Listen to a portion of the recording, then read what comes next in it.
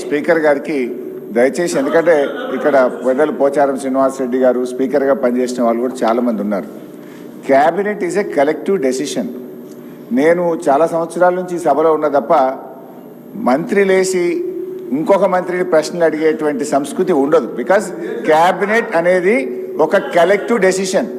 మంత్రి అనేది ఒక పోర్ట్ఫోలియో చూసినా అన్ని శాఖలకు సమానమైనటువంటి బాధ్యతను మంత్రి కలిగి ఉంటాడు.